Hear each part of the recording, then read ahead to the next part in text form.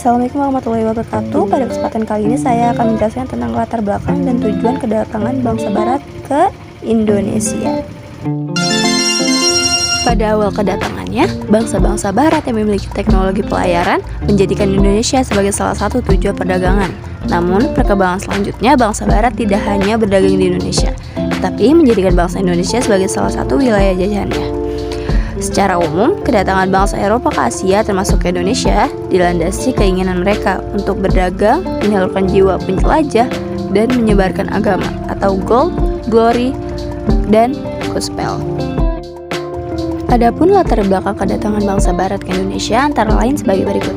Yang pertama, runtuhnya Kekaisaran Romawi. Kekaisaran Romawi mengalami kejayaan pada masa pemerintahan Kaisar Octavianus Augustus yang kekuasaannya hampir meliputi seluruh Eropa, Afrika Utara, dan Afrika Barat. Namun setelah runtuhnya Kekaisaran Romawi ini pada tahun 476 Masehi, berakibat pada kemunduran jalinan dagang antara Asia dan Eropa. Zaman kemunduran ini disebut dengan istilah zaman kegelapan atau Dark Ages.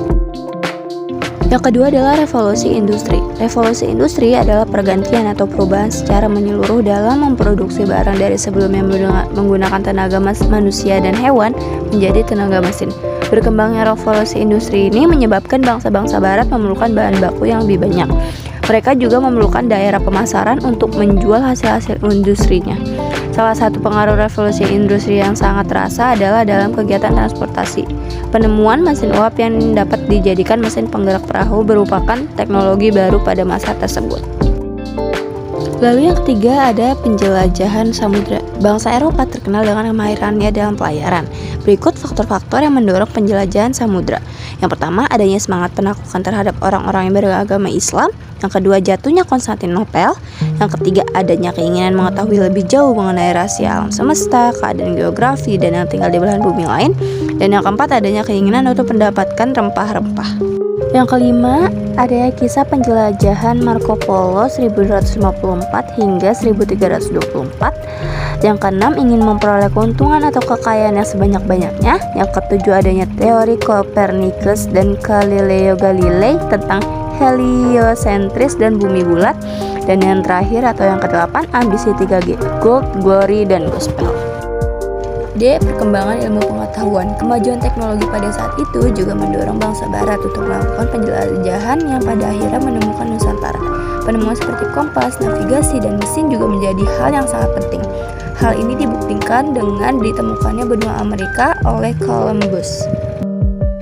Tujuan bangsa Eropa untuk datang ke Indonesia disebut dengan konsep 3G yang penjelasannya sebagai berikut. Yang pertama, gold, mencari kekayaan. Memburu kekayaan untuk mendapatkan keuntungan dengan mencari serta mengumpulkan emas, perak, dan bahan-bahan lain. Yang kedua adalah glory atau mencari kejayaan, kekuasaan, dan kemenangan. Memburu kejayaan, superioritas, dan kekuasaan. Dalam kaitan ini mereka saling bersaing dan ingin berkuasa di dunia baru yang ditemukannya.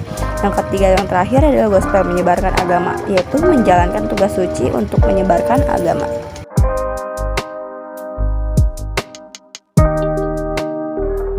Sekian sedikit materi yang bisa saya sampaikan, kurang lebihnya mohon maaf, dan saya berharap materi ini akan bermanfaat untuk semua. Serta yang terakhir, terima kasih untuk semuanya dan untuk pemotor. Wassalamualaikum warahmatullahi wabarakatuh.